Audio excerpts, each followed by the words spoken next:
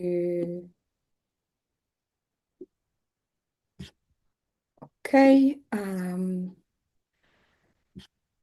Hello, everyone.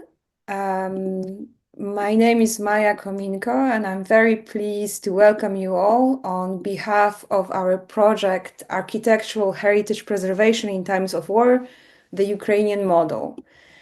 This initiative is implemented by Heritage Management Organization, Kharkiv School of Architecture, and Skeiron. Together, we aim to contribute to future rehabilitation of Ukrainian heritage by strengthening the training of the new generation of conservation architects, preparing conservation documentation. Now, in practical terms, it means that we support the documentation and conservation course for the third year of students, of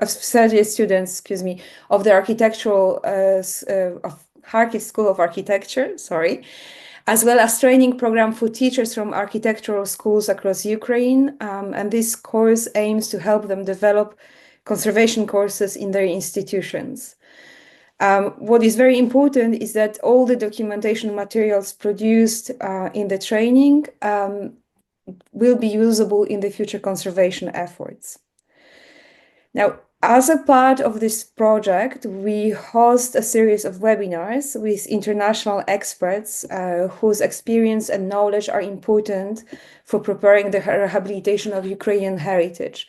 And I am especially grateful to the two absolutely remarkable experts who have agreed to speak today, Anna Soave and Giovanni Fontana Antonelli.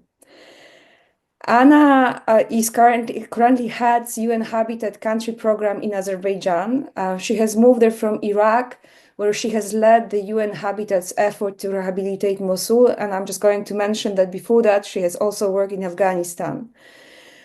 Giovanni Fontana Antonelli is a conservation architect with a global experience. His connection to Mosul goes back to his work with UNESCO and the early efforts of the organization to rehabilitate Mosul. He currently runs a very active NGO, Archimedia Trust, and continues to work in Mosul in this capacity. So today we will start with Anna, who will provide us with a broad picture of rehabilitation of the city. And then we will invite Giovanni to follow with a more detailed discussion of the specific site that he and his team have been rehabilitating. We asked Anna and Giovanni to speak for up to 25 minutes each, but we will be able to expand on the topics in the questions and answer session. For the questions and answer session, we hope to focus on lessons learned in Mosul that can help in designing rehabilitation of Ukrainian monuments and cities. And this is all from me. I will be back after Anna finishes. But now it is my great pleasure to invite Anna to start her lecture. Thank you. Thank you very much, Maya, for this very nice introduction. I'm just going to share my screen. Share. And if you could be so kind as to confirm that you can see it. Yes, we can see it. Fantastic.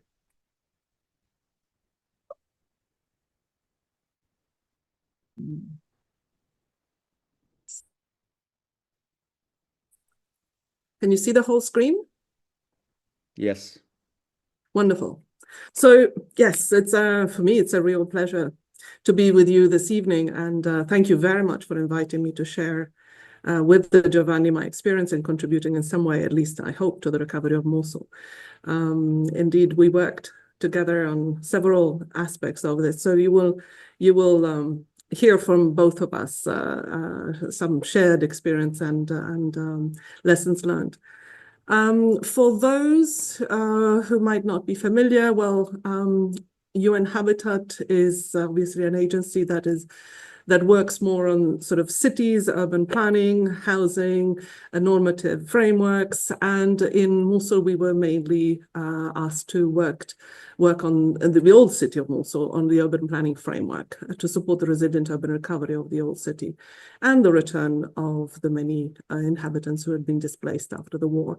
Just for those who might not be too familiar with Iraq and the location of the city of Mosul, here's on the left a map of sites where UN Habitat has been working from 2016 until 2023, when I left Iraq to come to Baku to establish and head our first office in the South Caucasus region. On the right, you can see the governorate of Nineveh with Mosul straddling the river Tigris. And I think you can also see my pointer. Obviously, as you most know, the occupation of Iraq by the Islamic State of Iraq and the Levant, whose acronym is ISIL, has had a profound and far-reaching impact on the country. In terms of statistics, over 6 million Iraqis were displaced during the conflict and found refuge mostly in IDP camps and unfinished buildings and open spaces in other cities. Thousands of civilians were killed or injured during the conflict, and at its peak, ISIL actually controlled a third of Iraq's territory, creating significant economic disruption. The conflict, not only against ISIL, but within the country, caused a significant damage to infrastructure, public services, housing, with estimate of reconstruction that reached billions of dollars. Just let me change slide. And here there's just a few examples of our work of ISIL occupation, and with very little information and data trickling out of Mosul, that in 2006, UN Habitat engaged in drafting a profile of the city that you can see here on the left, which was found to be extremely useful for all agencies and government institutions when we could re-enter the city. The profiling and damage assessment led to the drafting of the initial planning framework for the reconstruction of Mosul, that was published in January 2018, and with a chapter dedicated to the old city that was developed in partnership with UNESCO. And that's where we worked very closely together with Giovanni. I drew a line. Here you can see the extent of the damage that hit the center of the city. And with ISIL using civilians as human shield, booby-trapping buildings, and made the retake of the city particularly challenging and disrupting. And from our calculations, the official liberation, of course, of Mosul was celebrated on July the 10th, but just 2 days before, we actually was able to map the destruction of 5,000 sites just on July the 8th. So just to understand the intensity of the city. And I think that you don't need any description of what a city heavily shelled from above looks like. Here's the devastation that first responders saw when they entered Mosul city. The bombardment were relentless, involving airstrikes, artillery, mortar fire. The aim was to dislodge the ISIL fighters who were entrenched in the city, and particularly the urban, the density population of the old city. We have a member of staff who was receiving updated satellite imagery every few days and was mapping all the damaged buildings, because neither the government nor the agencies had access to the terrain. And when we started to work on assisting homeowners to rebuild their homes, we obviously coordinated with the shelter cluster, who played a crucial role in coordinating the multitude of agencies that engaged in the reconstruction of Mosul, trying to establish common criteria for providing assistance to homeowners needing support to repair their houses so that they could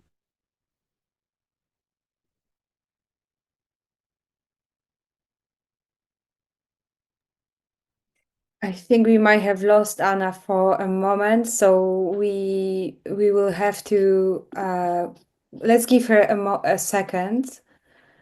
to come back. She has warned us that her internet was a bit unstable. Severity of destruction. And this was very important for us to Anna, you were cut for a little while. Maybe you can just go now. Oh dear. Let's give her a moment or two. Thank you for your patience, everyone. Okay, Anna's back. She's back. She's back. Wonderful. We lost you for a while, Anna. unmute. Yes, that would be useful. Okay, so did you catch the fact that we were trying to work out also which agencies could work under Yes, which? but you need to share the screen again, Anna. Sorry. Oh, And sure. Anna, if we could ask you to slow down just a little bit, it is super interesting and very important. But I think as we have a translator with us, we won't. Okay. Oh, Am I sharing my screen? Yes. you are indeed. Okay, the right screen, I hope. Okay. Yes, of course. No, sorry for speaking so fast, but there's a lot to convey. Here are some of the, I don't expect you to read, but I think that also in other countries going through the same process to understand which agent could help, which kind of destruction and the extent of the support that agencies could provide to people. An important aspect is that only 2% of the 15,000 houses in the Old City are listed. So the majority of the houses actually are of medium to low heritage value, some of them with none at all. With Giovanni and the colleagues of UNESCO, we developed some panels to assist the municipality to communicate with citizens, most of whom were ignoring the required paperwork and the payments that the authority expected them to submit to them to obtain a building permit. So everybody was ignoring the official requirements. And here there's a sort of a scheme of how we expected people, whether they, depending on which value of heritage, building they were looking into, which path they could follow to obtain a permit. And in the meantime, UNESCO contacted us and suggested a partnership to provide normative support to their program called Revive the Spirit of Mosul, which had just started one of the most ambitious reconstruction campaigns in recent decades, and was focusing mainly on the recovery of the Al-Nuri Mosque complex and the Habda minaret, and then stretching over to how that you can see here and other key area. Our task was mainly to deliver technical assistance to homeowners and to the government. The project had also a very strong housing, land, and property element to help citizens defend their rights and support the filing of property compensation claims that the government offered, which was not a big amount, but was very important for some people who didn't have any resources or who had extinguished them by renting housing during their years of displacement. We were also tasked to develop a regulatory building guidelines for the rehabilitation and development, as well as a participatory plan for the recovery and reconstruction of the Old City to assist the authorities in reviewing the urban renewal plan that they developed in 2007 and 2008. Considering that in the meantime, the Old City had changed beyond recognition from lack of investment, loss of inhabitants, physical dilapidation, and then, of course, the conflict on top of everything. One of the most challenging aspects of assisting the citizens was the fact that in many areas, the footprints of the buildings and therefore the property boundaries were totally obliterated, as you can see here from these images. And this was advised, led by the governor of office of that time. And here on the left, you can also see a colleague from UNMAS who was showing us all the booby traps and the devices that they found scattered everywhere in the old city. In the meantime, people were trickling back. People were exploring the means to rebuild their houses with any means they could find. The results were mixed. I'm having a problem with my mouse. In terms of their capacity to spontaneously reconstruct whether modern buildings or heritage buildings. And who could stop people from decorating their homes in the brightest colors after 3 years of darkness and sufferance? So the municipality was quite aghast by this, but not surprised. And our team was entering hundreds and hundreds of buildings to assess their damage and offer technical assistance to the homeowners that they could follow up with other agencies to put or to actually ask for a loan to usually to their families and extended relatives. In understanding better the typologies, the styles, the layout of heritage building, for the drafting of the building guidelines, we were helped of many researchers and experts, and including Ms. Harufa, here you can see on the left, who had the details of windows, E1 photos she could get a hold of. She was based in Erbil and at that time could not travel frequently. So she was relying on a lot of photographers who were sending examples. And here you can see the variety of doorways of the old city and their very rich decoration. And the consultation meetings that we held to develop the building guidelines provided us the opportunity not only to learn and exchange knowledge, but also to advocate for a certain type of approach, more pragmatic and people-oriented in the context of need. And this leads me to two of my favorite drawings that I've been using for quite some time, where we advocated that guidelines and regulations should regulate, yes, but most of all, encourage recovery and investments by providing rules that are easy to understand by the regulators themselves, as well as ordinary citizens. And it should be a document that is accessible to everybody online, hopefully, rather than shared by snippets.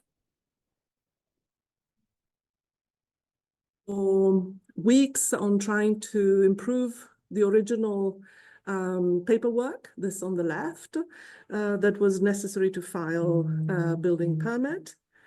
And we tried to understand which steps were necessary and especially the payments that people were ready. And actually they were trying to avoid the whole process.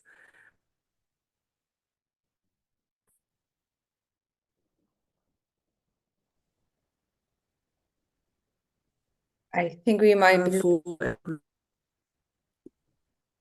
being very. And are you breaking up, unfortunately?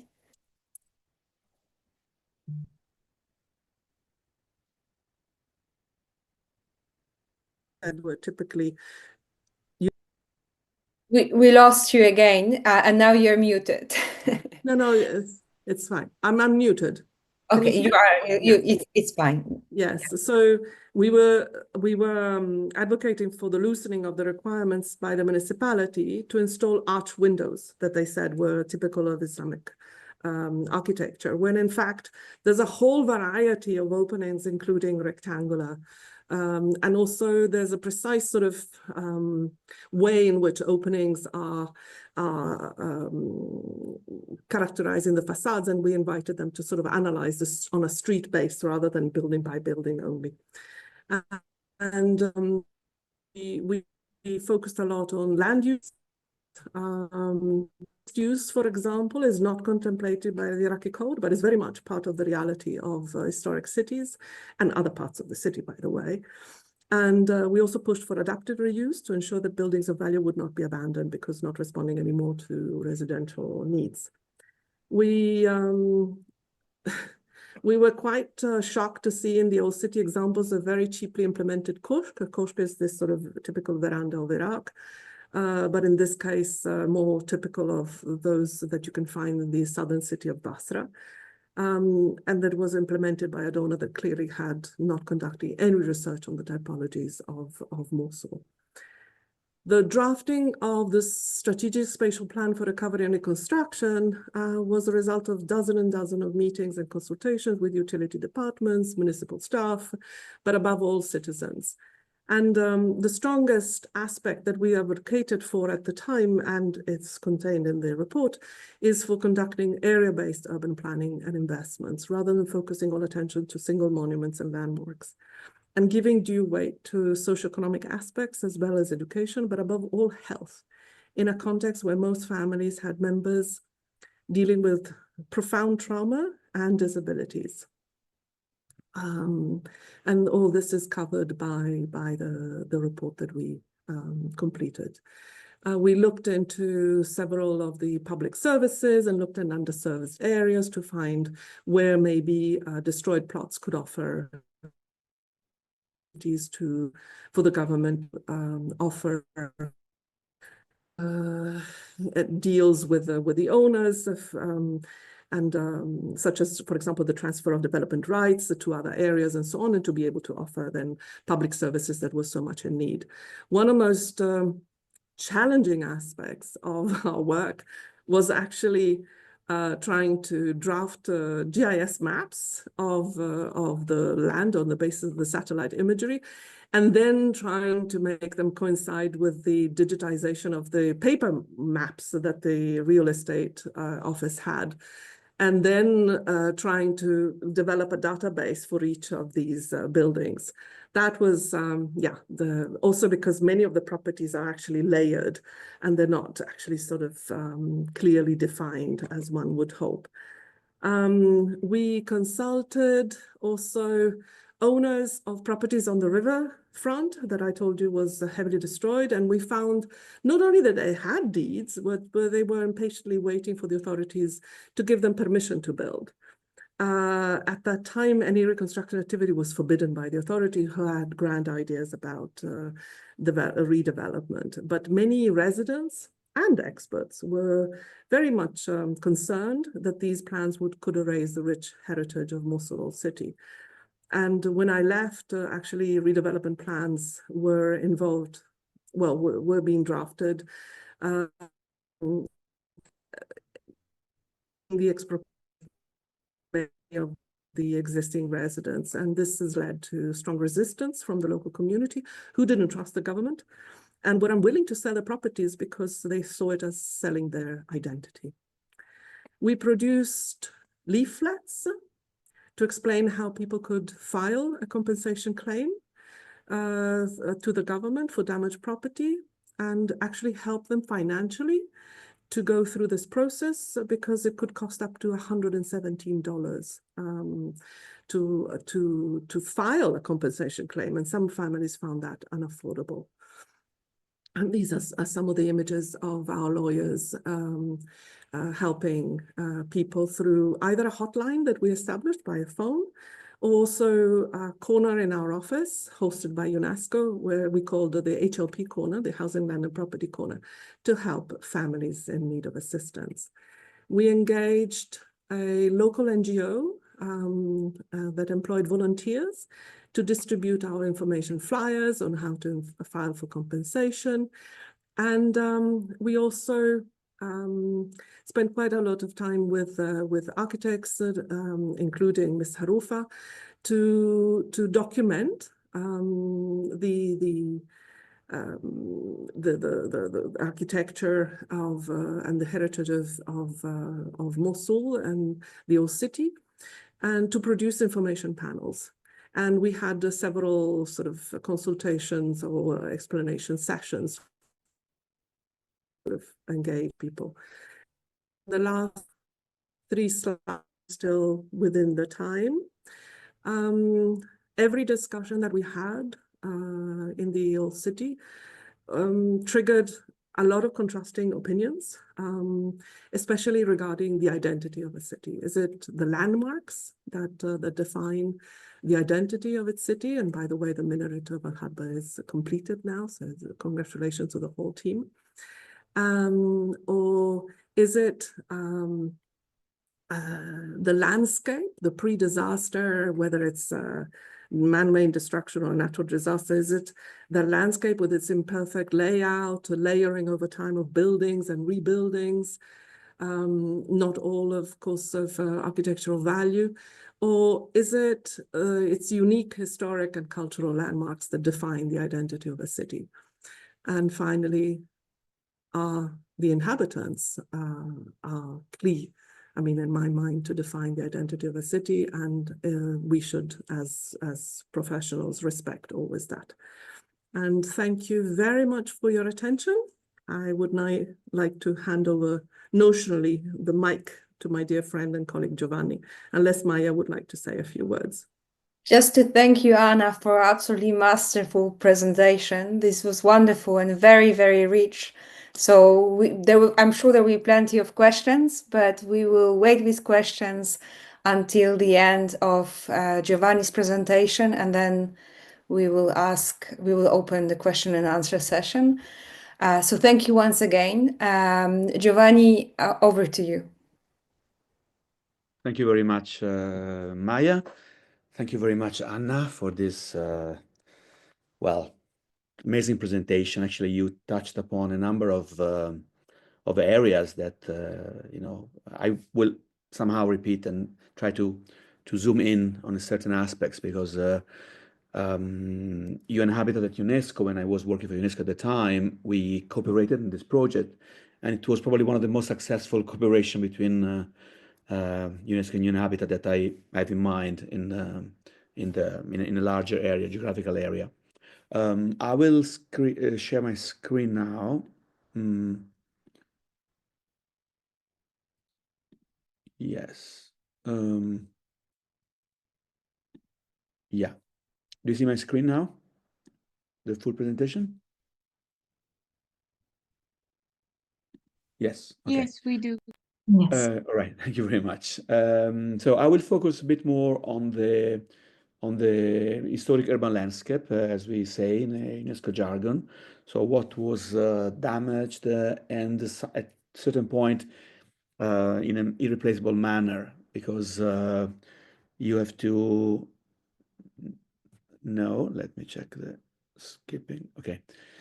We have to know that the Mosul Old City, it was almost unknown to the majority, including myself, before this occupation by ISIL and therefore its destruction. In fact, it was, I say it was, but still is in certain components, but it was a sort of jewel, one of the most impressive historic towns that I visited in the Middle East and in the Arab region, in particular for one specificity that you start to see in this picture, especially in the picture on the right. It was a city that was primarily built using alabaster stone. You see the columns there in this porch, this portico, made of the pillars and the arcades made of alabaster. This very special texture of the stone. Well, a stone that made almost completely in alabaster is absolutely a unique case. I never found this situation anywhere else. And Anna just mentioned one of the main landmarks, the most important landmark of the city, the Al-Hadba minaret. Al-Hadba means the hunchback, so it was a minaret that through the years started to lean and to have a curved shape, which was totally truncated. You see the image here right after the liberation of the city in July 2017. So I'm not reading here the text, or you read already, but unless for the translation is useful to read as well. But Mosul was taken by ISIL for more than 3 years, just mentioned by Anna, or 3 years of darkness, actually. And ISIL destroyed many heritage sites and buildings, historic buildings in Mosul. I see that here among us there is a very important expert that worked extensively on the mapping of this destruction, which is Karel Novacek from the Czech Republic.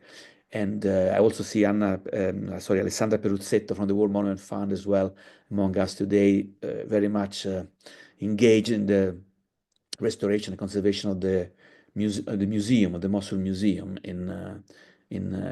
right outside the old city of Mosul.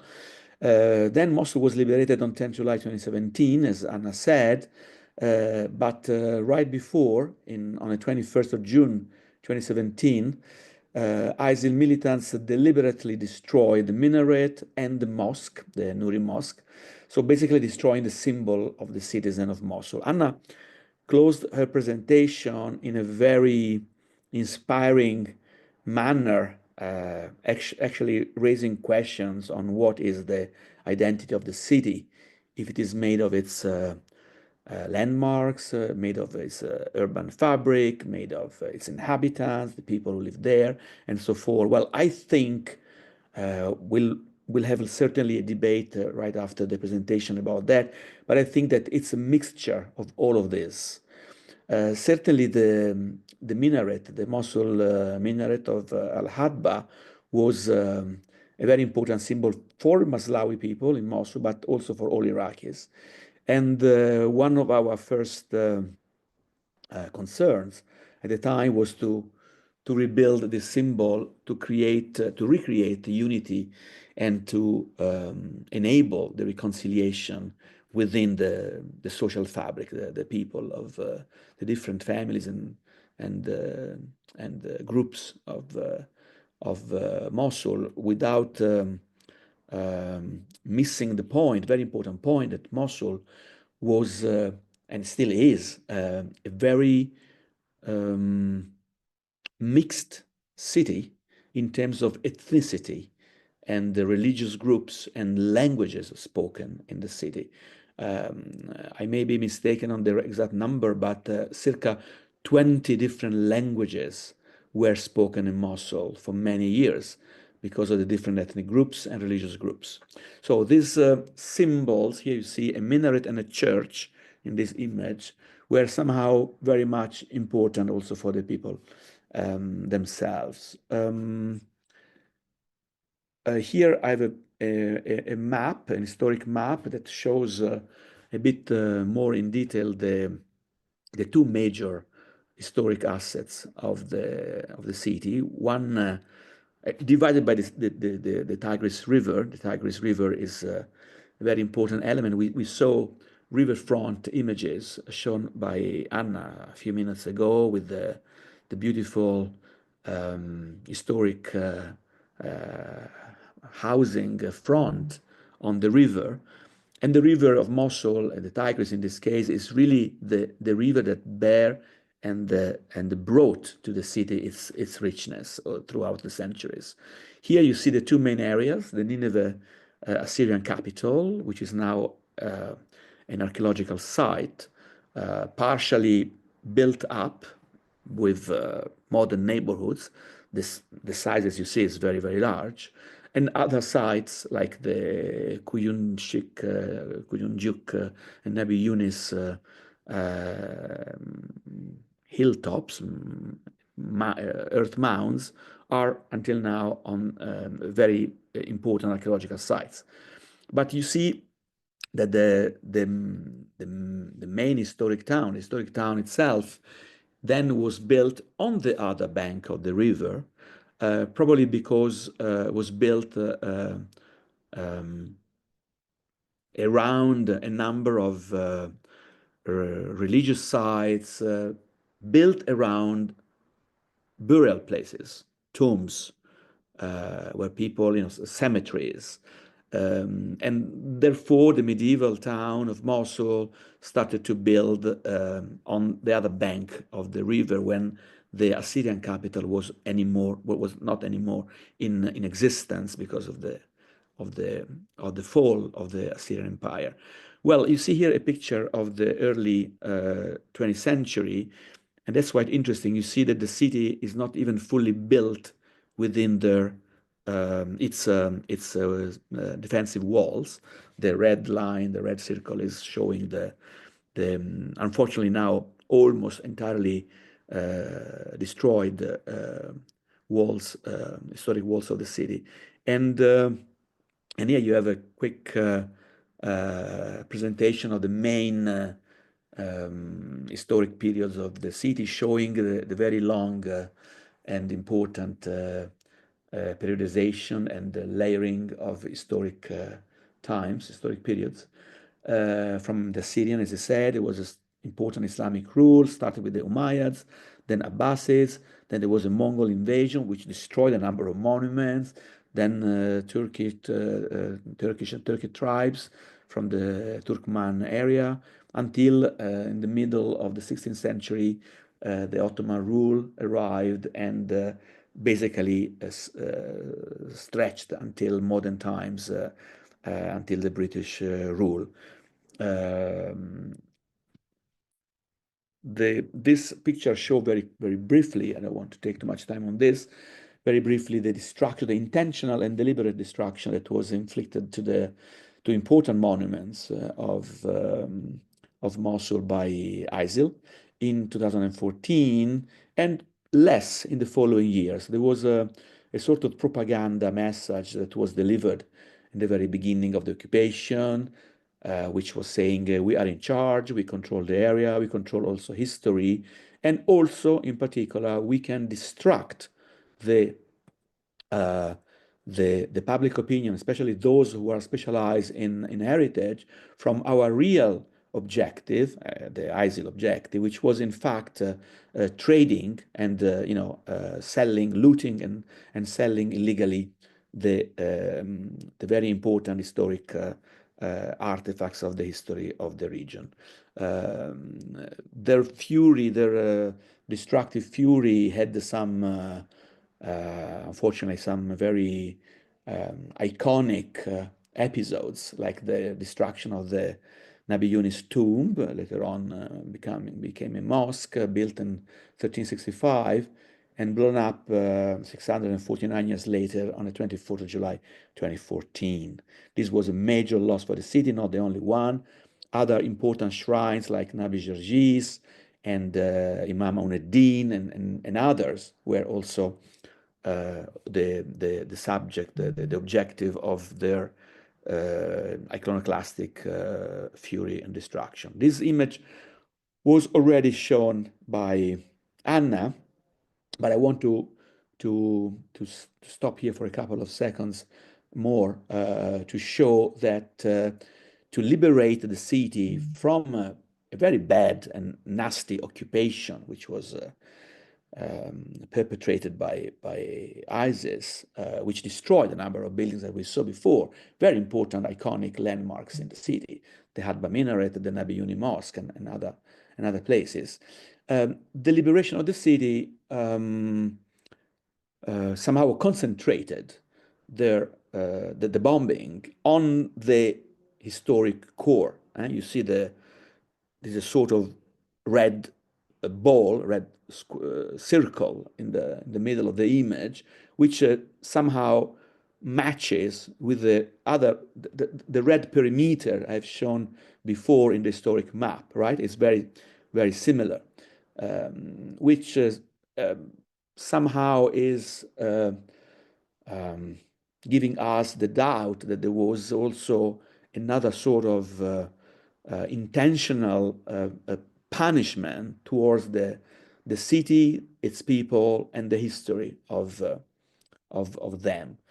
This basically de facto created an emergency in terms of reconstruction and rehabilitation, in particular for the old city.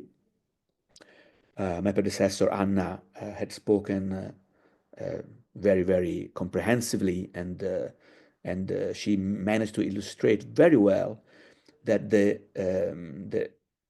old city was really the old city of Mosul was really the the main subject of most of our efforts.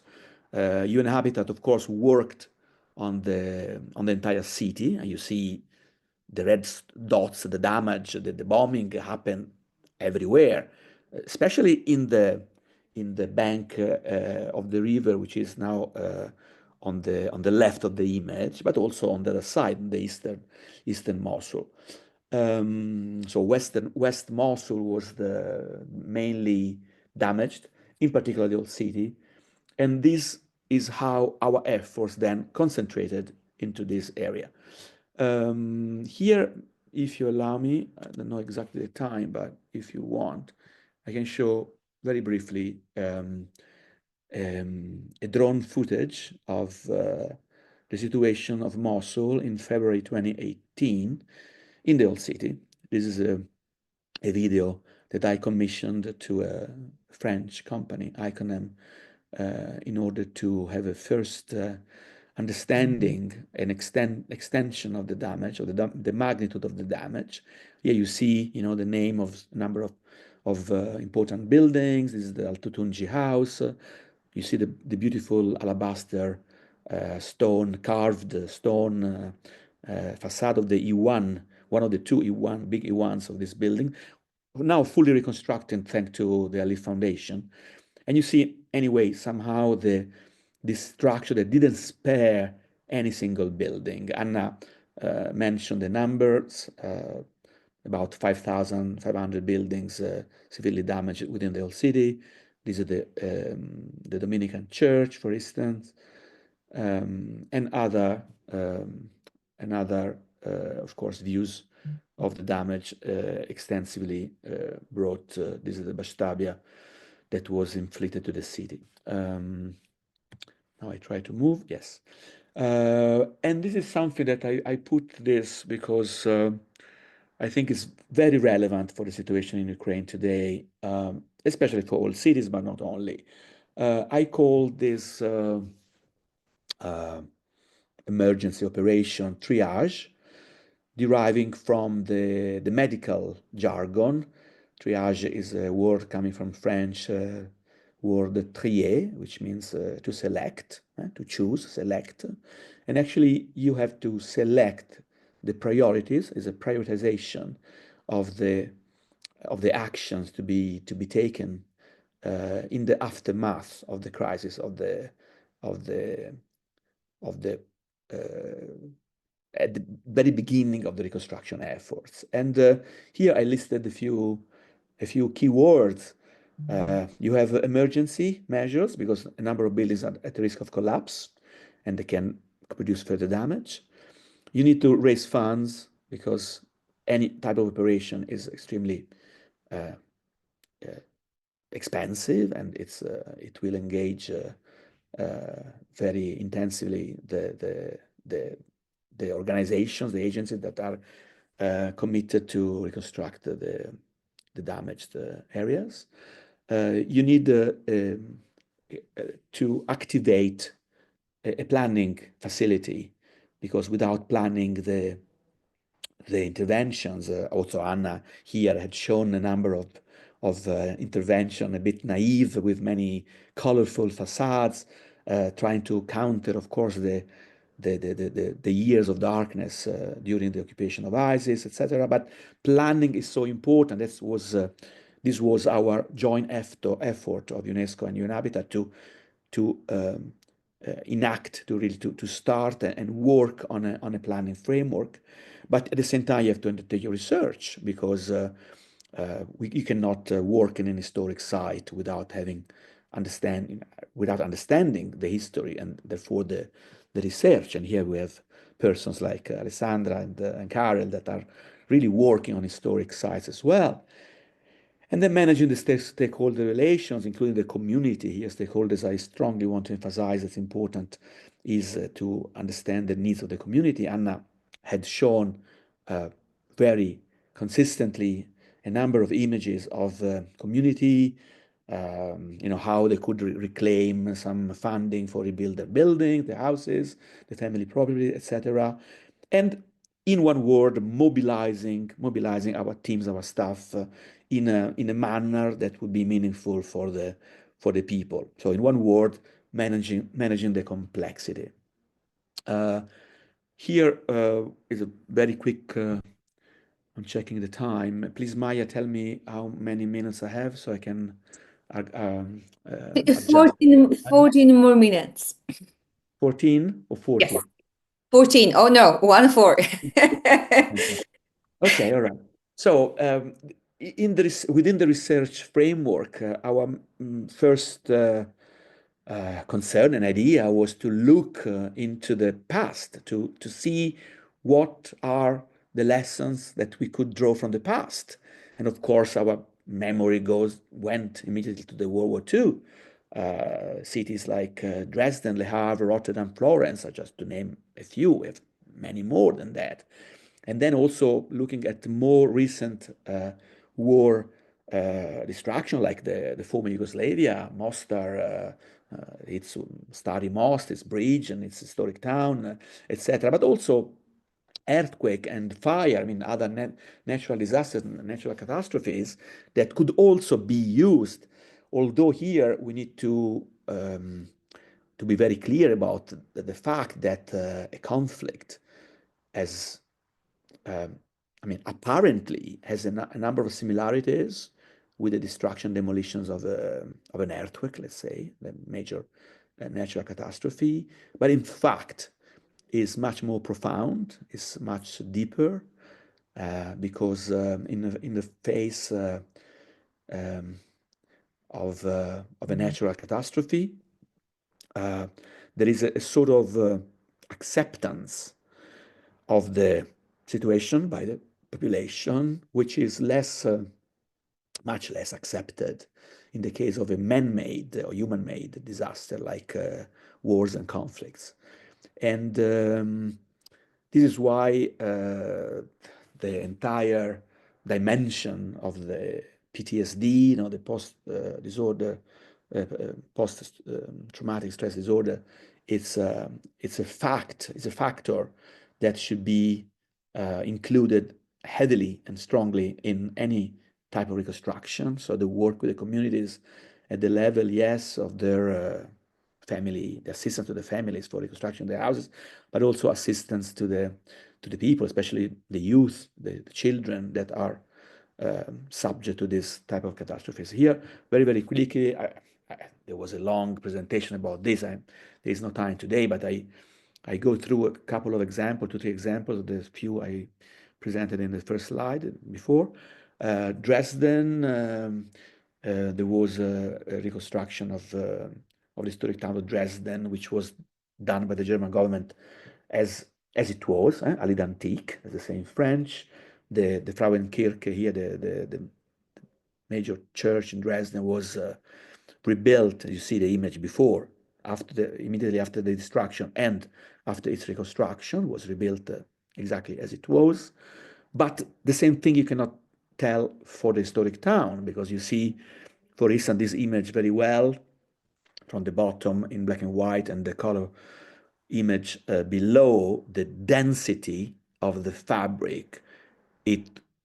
It was not rebuilt as it was. Huh? The size of the blocks of this insulae in the city could not be the same as before. And imagine a city, an Islamic city like Mosul, where the density was even higher, double or triple of the one of Dresden before the war, was really a big challenge. Anna mentioned another of our major projects was the GIS, the classification, the cataloging of the more than 15,000 buildings and properties within the old city, which of course took a big chunk of our interventional work. But then there are other examples like Florence, where there was an approach to rebuild the neighborhood across around the Ponte Vecchio, was a solution which was somehow mediated by the understanding of the urban fabric, but with an eye to a modern a modern language, more Giovanni, I'm so sorry to interrupt, precise. but we have 10 minutes, Please. 9 minutes. Could we move to Arabia, you think? I'm so sorry. This is super. Yeah, it's there. It's there. Rabia is there. Don't worry. You want to see Rabia? Okay. It's gone. I'm sorry. This is the Stari Most, of course, in Mostar, also rebuilt at Antique and by UNESCO, basically. And the reconstruction of the Hadba minaret. You see the picture on the right is the minaret after its reconstruction. So you see, you could see a major effort also to rebuild its landmark. I will not indulge too much on the character of the city. There was a major challenge in the beginning to make the people understanding that using cement blocks and massively wouldn't be the best service to be done to the historic town. Here you have a number of photos, but maybe Anna already went through the massive destruction of the historic city. Here we made an effort to understand the damage inflicted to the city in certain areas. Here is the typical section from this, the Nuri Mosque, the main great mosque, and the Tigris River, passing through the Nabi Georgis, which you see in the central picture, is a like sort of car park. I don't know if you see my cursor in the middle of the picture here, which was an important heritage site as well, which is black in the center of the picture in the lower image. Now going quickly to the reconstruction and rehabilitation of the Rabia Mosque, as Maya asked, which is the second part of the presentation. Yes, I want just to say that imagine the 5,000 buildings to be rehabilitated, and then go and see what happens for one of them. So you have to multiply this work that was done also through the generous funding of Alif. At the time, Maya was my counterpart there in this project, which is now ongoing, but almost finished. We hope to open the mosque probably by the end of Ramadan or right after Ramadan, the Eid, which is now happening, starting tomorrow for the full month of March. Well, this is the situation of this mosque as it was before in the 1980s. As it was right before its destruction, right after the damage inflicted in the period of the ISIS occupation, 2014 until 2017, and how now we are restoring its facade, bringing it back to its old splendor, if we can say that. And here I go very quickly also, but quite self-explanatory images. As I was saying, even if you apply the same approach to the city, the same approach should be applied for the building. Very important is the research and understanding and surveying. Here we went through a detailed survey of the mosque, or what was remaining of it, through drone photography, photogrammetry, and laser scanning. These are the results of our work. We have 72 plates like this, showing every single corner of the building. This is just one showing the map, one section, and one facade with the photo plan, the structural damage. In red, you have the majority of the out of plomb of the facade, and a condition assessment that then was done on a more, these are the laser scanner photography and the 3D model of the mosque. And here you have the same view with a more detailed condition assessment for the decay mapping that was, witnessed by our team in 2021 and 2022. Here our first conservation design, which is a preliminary design negotiated and discussed, of course, with the key stakeholders, the community, the Awqaf, the Sunni Awqaf, and the Ministry of Culture, the State Board of Antiquities and Heritage, the Office of Mosul, which opted for, the different stakeholders opted for a reconstruction of the mosque as it was. But, although during the works something happened, this is just the detailed design plan with some details of the work. But during the works, what happened is that the green ceramic tiles covering the dome were removed in our attempt to restore the building. And we discovered actually an original layer under that. And this opened a sort of endless discussion on which layer, which part of the history we should reinstate after the conservation. Here are some images of the conservation works. Our team, Francesco Cini, the guy with the yellow helmet, was also shown in a picture of Anna, I think. And here I show this interesting image of an RPG, the rocket-propelled grenade, found inside the layer, the masonry of the dome, only after that we could remove, as you see, the layer of the ceramics.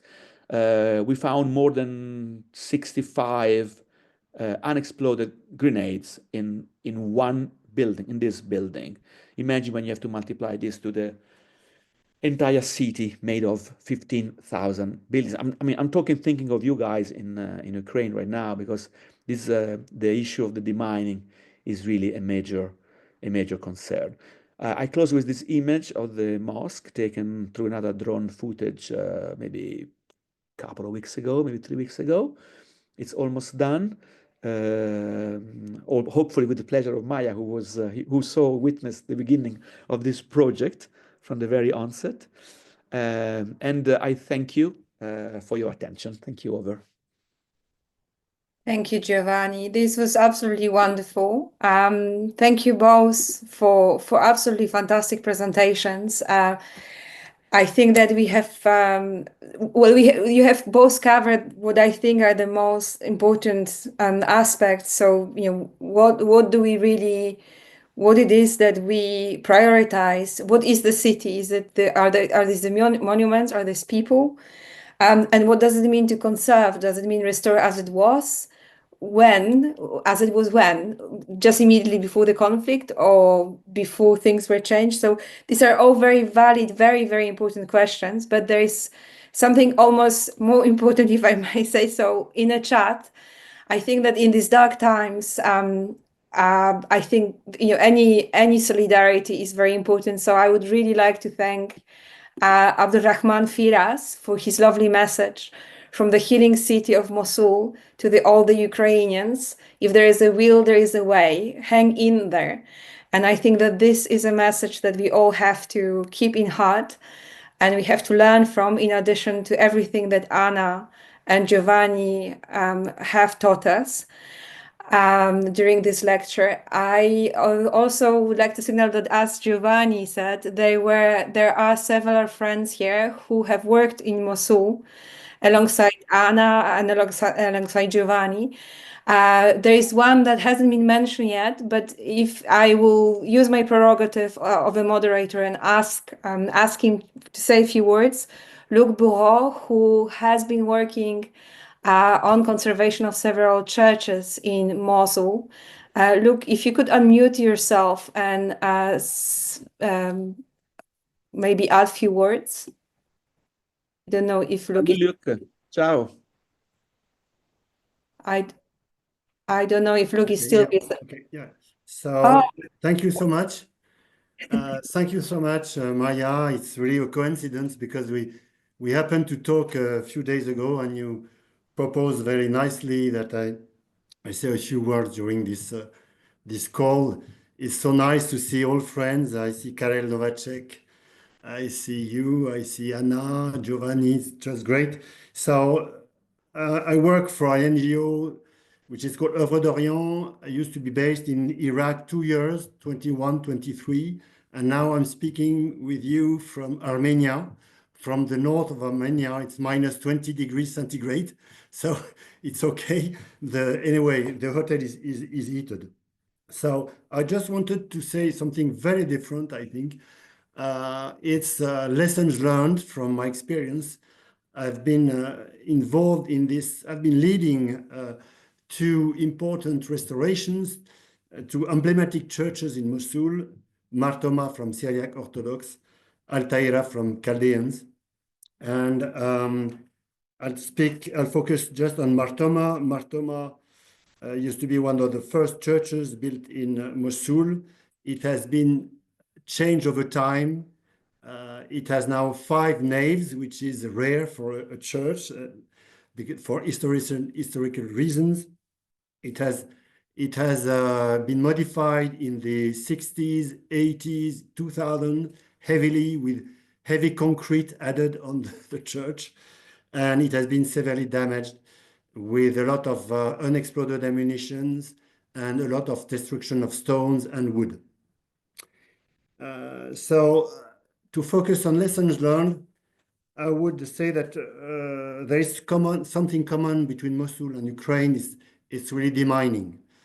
Demining in places where we want to do some heavy restoration work is very sensitive because it's split between several administrations, armies, and it takes a lot of time and patience in order to reach the goal. So, but it's absolutely necessary to complete it as well. We found also some unexploded ammunition in the roof of the church, and at some moment the army wanted to explode the ammunition and to destroy the roof. So you see that you need to be quite cautious about such extreme measures. One lesson that I learned is that there are many stakeholders in such projects. I would mention the donor organization, the demining organizations, government bodies, the owner of the heritage building, in my case it was churches, the architects, the soil experts, because you need to be guaranteed to have some guarantee about the soil bearing capacity, the engineers, the archaeologists, the restorers, the wood restorer, the stone restorer, the restoration companies, the auditors, the engineers. So my off-take in this program is that it's very necessary to embark all stakeholders and to do a mapping of the stakeholders and to understand the specific stakeholder that is leading the show at the specific time. And it changes over time.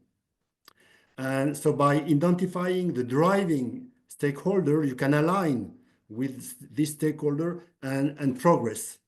To be honest, we managed to get a very trustful relationship with the donor, and we managed the donor to be a problem solver with us instead of having a control donor. And this is absolutely key because we've seen with the mosque that Giovanni had a huge surprise by discovering something under the dome. We had a huge surprise as well, and without a trustful relationship with the donor, I mean, it's a recipe for failure.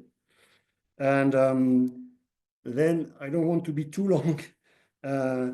If I had to redo it again, I would emphasize more community development activities around the project. It has to be more than just a restoration project for a building, but community engagement and development. And last but not least, I would say that we learned that at least for one part of the work, the lowest price was not the best price. I mean, it ended up by a higher cost than we expected. So when you select a company, it's really to select the best quality, best price, rather than the lowest price, because you create a schedule delay, you have to redo, and the whole project is impacted. So again, Maya, thank you so much to enable me to see good friends and to say a few words. And if there are any questions, I would be also very happy to respond. Thank you all. Wonderful. Look, this made the topic even richer. And very important point you touched upon. And I have also seen that Adonis and David from Alif have joined us a little bit too late to hear the compliments from Giovanni, but I'm very glad that you're here. And we also have Alessandra Peruzzetto, and we have with us Karel Novacek.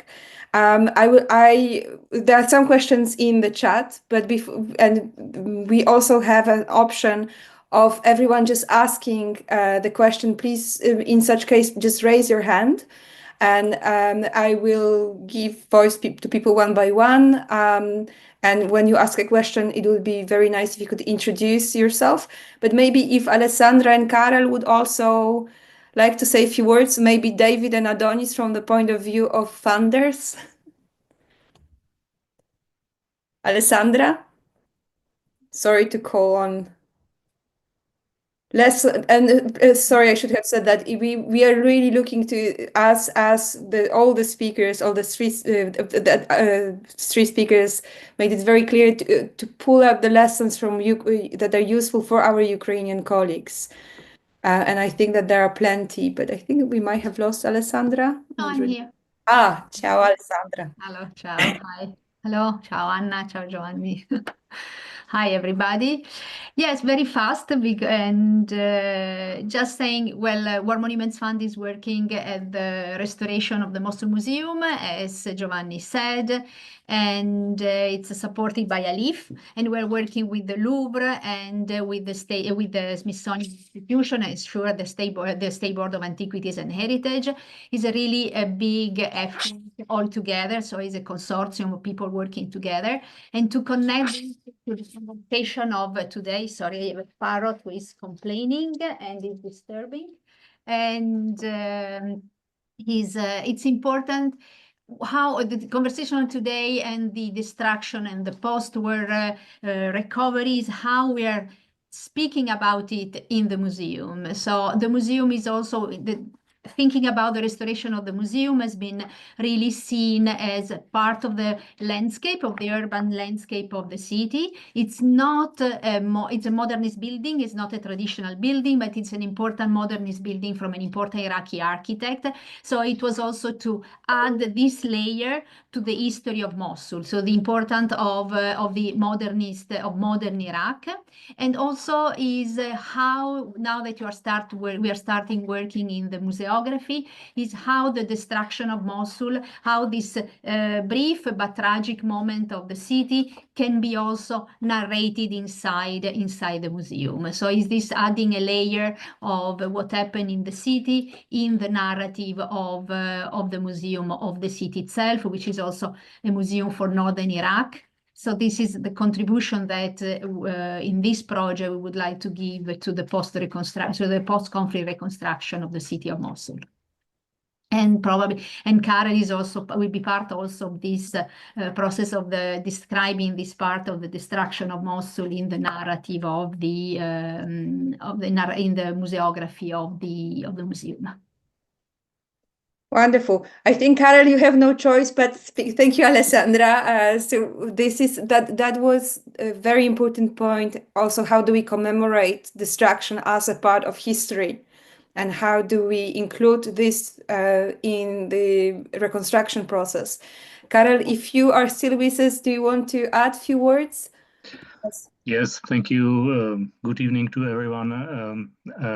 I'm a part of initiative in the project of the project which called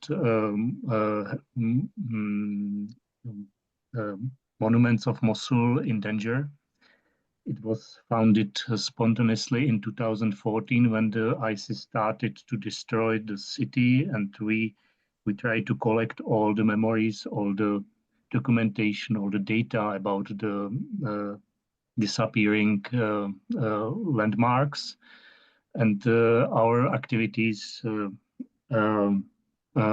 found their apex in 2021 when we published a monograph about the Mosul, which tried to find the answer to two main questions. One question was how important was the lost architecture, how we can reconstruct the development in the environment of all the destroyed city.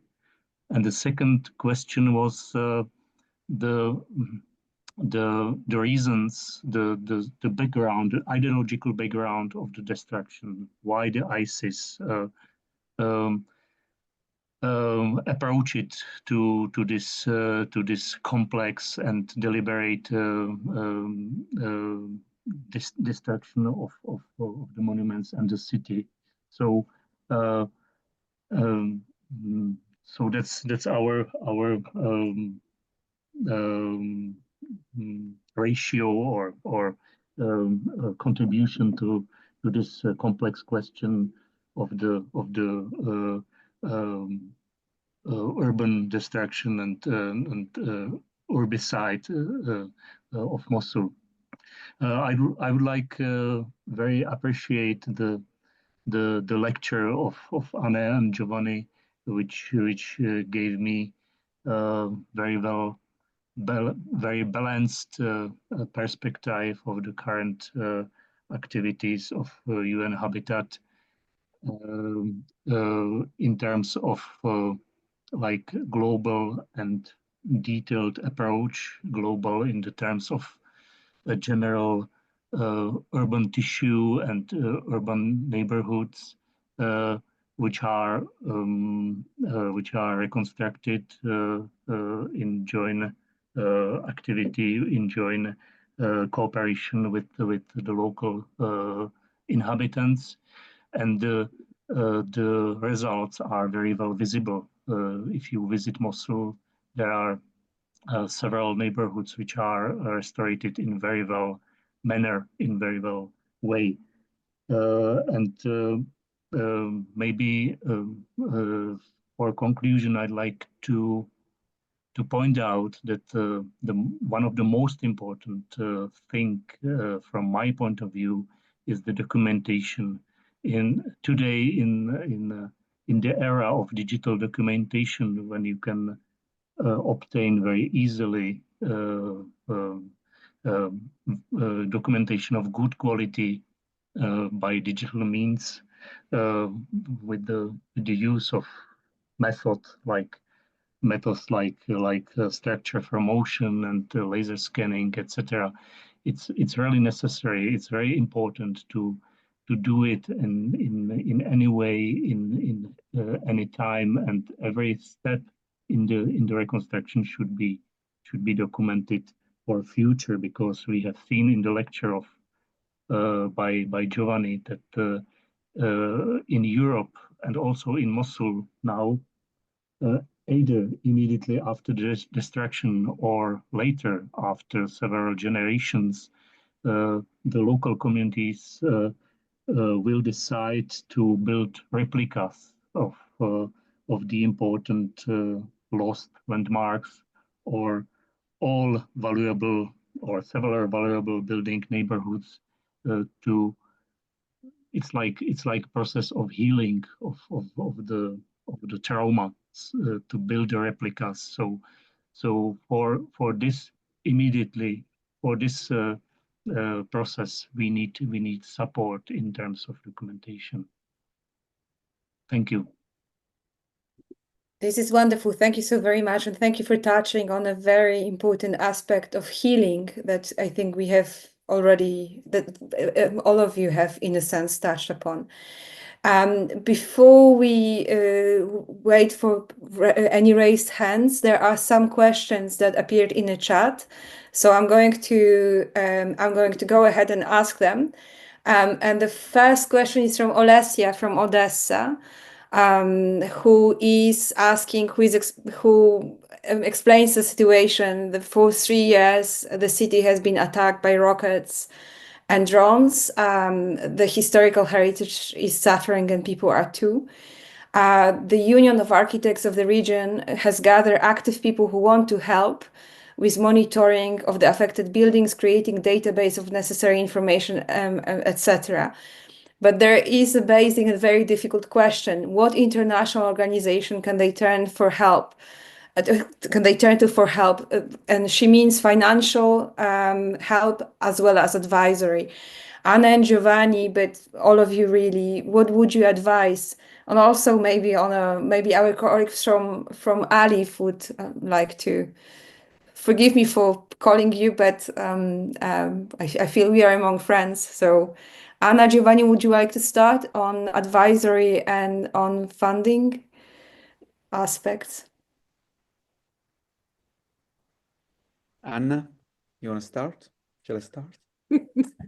You can go ahead. I mean, No, well, it's a very difficult moment for everybody. it is a difficult question, but it is the question in the end. I mean, it's a very relevant question. In fact, I mean, Anna and I tried to illustrate a process that started the very beginning of the end of the crisis. In that case, we could mark quite easily the end of this crisis and say, okay, from now on, we can build, we can reconstruct. But this is a privilege because in certain conflicts, it's not so easy to demarcate a date and say, okay, from now on, we can start the reconstruction because there are certain processes that are not completed and will keep going for some time, especially if we don't find the reconciliation tools, proper tools to be used in a given place with the communities living there.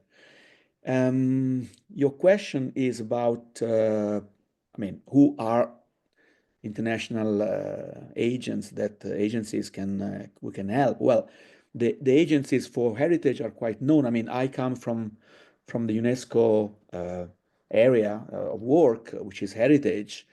And I mean, I have mapped in various parts of the world, according to certain typologies of work, all the potential partners. In Ukraine, there is a UNESCO office, quite active, if I'm not mistaken, still until now directed by Chiara Dezzi-Bardeschi, who is certainly an address. Then there are other international organizations. Here we have David Sassin representing Alif, certainly very active in Ukraine since day one of the conflict. They deployed a quite important amount of resources and projects in different countries, in different parts of the country. I think what is important is to create a group of people who can understand the needs, who are able to talk to the communities, of course in the language, but in this case it's not a problem for you, and therefore mobilize the resources. As I said, the most important slide of my slideshow, sorry, was the one I called triage. So you have to be able to select and prioritize, and therefore start working one by one on the different aspects. There are the sense, the feeling I know very well, although I'm not coming from a country that was bombarded recently. My country was bombarded last time in 1945, but I worked extensively in these areas of the world, and I know quite well. I think I was able to share the feeling. What is important, the feeling is overwhelming. We feel overwhelmed. You feel overwhelmed because there is such a number of things that should be done now, today, that is difficult to choose, difficult to select. You have to create a group, you have to allocate different tasks to different people. Someone will work on fundraising, someone else will work on the documentation, as Kari was saying, someone else will work on the planning, the amazing work carried out by Anna and his team in Mosul, and so forth. It's important to create teams, and someone should be able to coordinate, understand, and keep the linkages between your agency, let's say your group, let's call it agency, the donors, the local population, the technical staff, the demining company. Someone mentioned Tetra Tech. I saw in the chat. Also, Tetra Tech was our company in Mosul we work with, and so forth. So it's really a matter of managing this complexity. Thank you. Over to you, Anna, if you want to complement with this. Sure, yes. Well, actually, I wanted to praise how you designed the program that we collaborated with, although then you left. Yeah, I think how you structured it was very interesting, because it was an integrated program. It had different aspects, and now you highlighted how you need an oversight of what are your priorities and so on, but you also need to look at the interconnections. You cannot only work on physical aspects of recovery. You need to work on educational training, jobs, On the trauma, outreach, people. Yeah. Yes, people, but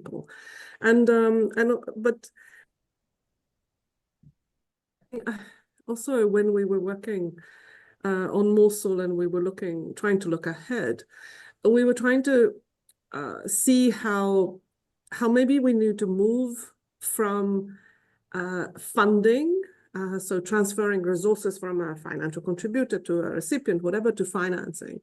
And so structuring programs in a different way so that you have different financial flows to achieve a common result. And I think that in that sense, UNESCO has been extremely successful with the Revive the Spirit of Mosul, because it also gathered different types of funds, different kind of donors, and it managed to maintain that kind of oversight, doing very different things, from concerts in ruined places to supporting all sorts of training activities to revive marble sculpturing and so on. And I think that if we want to really shift from funding to financing, it does entail developing capacity within the central government and local authority to influence and attract, to channel the different sources of funding, whether it's public, private, domestic, international finance, and so on. And I know that some development banks, for example, are interested in heritage conservation as part of their broader development agenda. There are key donors now. Obviously, the field is a bit getting narrower and narrower. But there's obviously the European Union, the British Council, foreign government, embassies, the World Monument Fund, philanthropic foundations, NGOs who have managed to get some funding. And an important aspect that you and Luke mentioned is being able also to fund research or fund surveys. And Carol mentioned how important it is now to adopt innovative mechanism, to innovative documentation methods. And there are institutions and there are let's say young startups that are now experimenting also, and might want to offer their services to do certain things, and we met some of those in the past. So yes, it needs a lot of creativeness, and as you said, it is overwhelming. And in Iraq, there's also in all the Middle East, you can also leverage work for the endowment funds, which are huge in certain cases. Under the Islamic law, they've been very successful, and I think that for a good cause, one has to lobby for this to be for the funding to be channeled towards a certain aspect. There's also tax revenues. There's also, if tourism can be started again, there's also leverages like organizing events so that can raise funding, or tourist tax and so on. So yes, it's the most difficult question that we face, all of us, practitioners in this field, and certainly it's not a very positive moment. There are many priorities. And let's say disasters are competing against each other for attention by donors and in the private sector. But we have anybody else who has opinions on this? Well, we have a funder representative, and he has his hand raised. Thank you so much, Anna. Let me just say briefly, I have added a link to the chat to the Culture and Crisis portal, which is a useful tool for identifying funders. David, David, are you still here? Yeah, I'm still here. Over to you. Very good to see you, David. To see you too, Maya. Good to see familiar faces. I'm sorry. It's a beginner's mistake, but the 6 p.m. Kiev time was something that I have missed. But it's good that we have had the opportunity to see you now. I don't know if the presentations will be shared at some point. It would be interesting to see what we have missed. Maybe if there is a link or something at the end. I just wanted to give maybe a message of hope to our Ukrainian colleagues, because it's true that from the moments we started going to Mosul until now, there is a lot of change that has happened. And when we speak about recovery, it's not just a slogan. We have witnessed the creation of local organizations and cultural heritage. We have witnessed the city really regaining its life. Of course, it's partly because of all our contributions, but it's also because of the resilience of the people in there. And I believe it's also the case for the Ukrainian. And I think it's good to at least see it this way, that I mean, the difference is that we started working in Mosul after the war, while with Ukraine it was different because they have been trying to safeguard as much as possible during the war. So just a message of hope. Another thing, because you all said it's a difficult period from a funding point of view. I also would like to emphasize that from our donors' perspective, from Alif's perspective, it's very important, and it was key for the projects to have tangible action. We receive a lot of applications now, especially with artificial intelligence. It's really important to keep in mind that everything the partners propose should be tangible, should make a difference, because like behind us, there are back donors that, of course, they want the projects to be successful, but it also need the projects to be the results to be visible and tangible. And it's something very important to keep in mind when you are like drafting proposals, assessing some projects, because we're not speaking about competition here, but it's very important to maybe prioritize the projects that are making a difference. It's a big debate, but it's just the message I wanted to transfer. And that's it. Also, it has been a good collaboration with Œuvre d'Orient, with Luc, with Giovanni. I don't know if someone else from the people we work with. I think indirectly work with Karel. He was part of some projects we implemented. Of course, the World Monuments Fund with Alessandra. So I think it's good. We're harvesting some of the success we are all harvesting some of the success we have we had in Mosul, and let's hope our back donors renew this confidence so that we can give more to Mosul, but also in other places in need. Thank you so very much, David.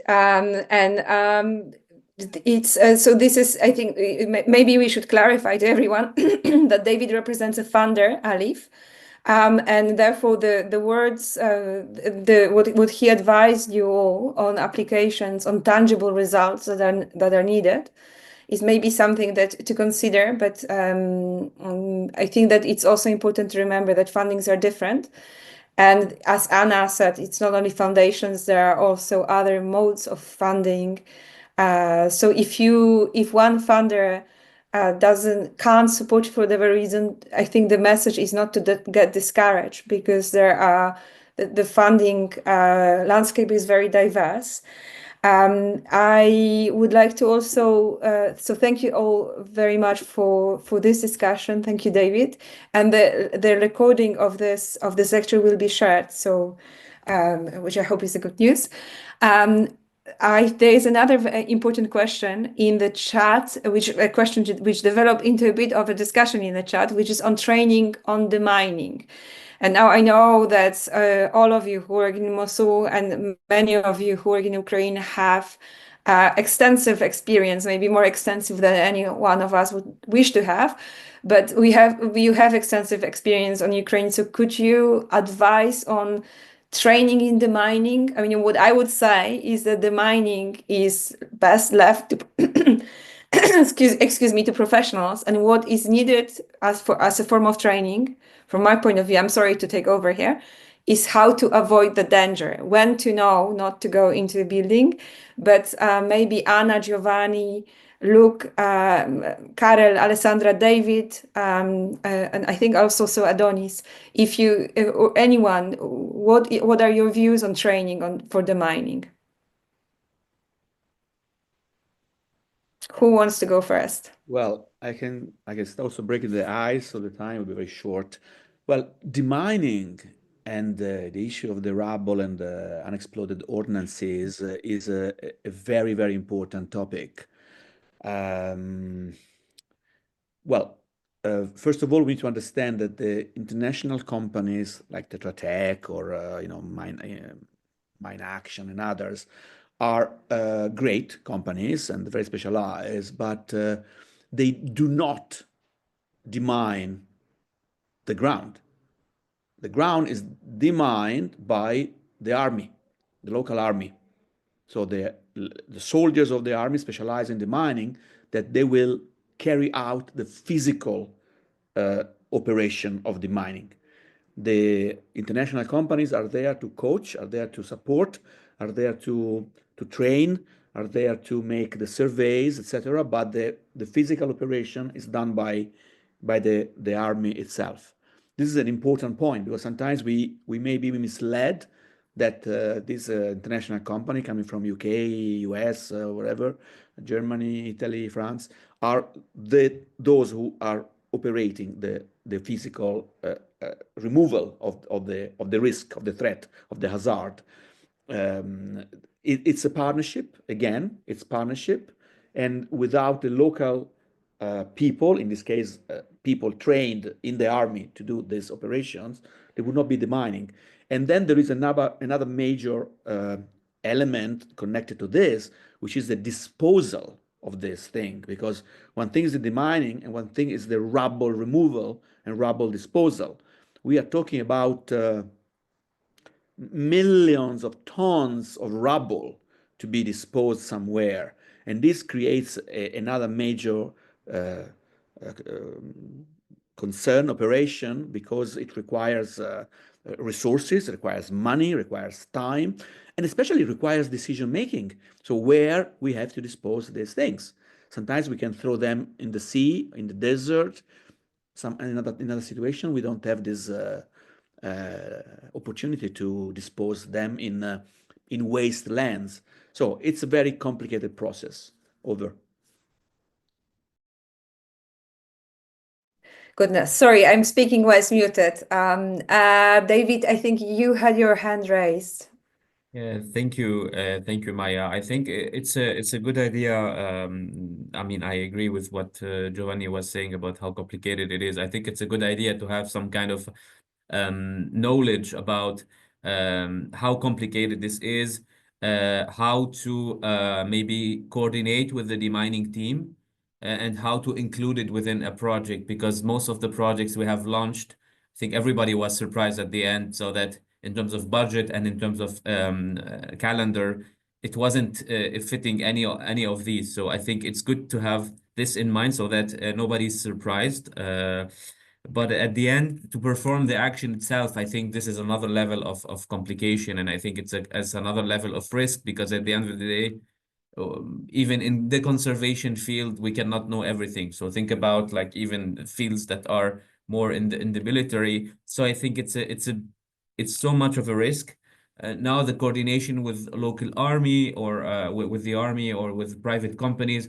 I think in some context, we won't have the luxury to have a private company paid by some fund to do this work for us. So we need to be patient. We need to be somehow accepting that whatever is and the timeline of the army might not fit the timeline of the project, but it should be put as a risk in the project. But it doesn't mean that I think the conservation staff can start to implement these activities by themselves. I think it would be too complicated for this. Oh, yes, I think that this is a very important point. Thank you, David.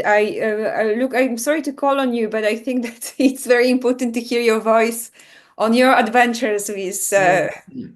Yeah, we went into a specific situation where the army had signed a document stating the site was demined, although we could find 10 unexploded ammunition in the site.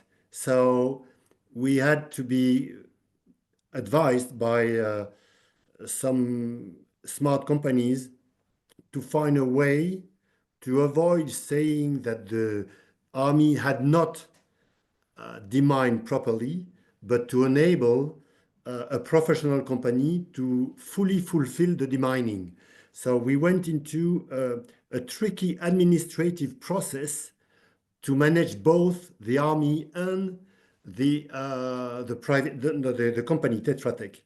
So, and this created some delays, and I refer to what David is saying, risk and delays. So we had to understand the objectives of the stakeholders. Again, I come back to the stakeholders, understanding the objective of the army, of the church, was key to sort out the demining. So demining is not only a topic of expertise, it's also a topic of sensitivity. It's highly sensitive, highly sensitive. So it has to be taken with a lot of caution, and it has to be dealt also with the donor, so that it is not a risk that the architect or the operator bears, but it's a risk of the overall project, if it helps. Very wise words. Thank you so very much, Luke. And I'm just going to, we are over our allotted time, but I'm just going to ask Anna if she wanted to add something to the demining questions.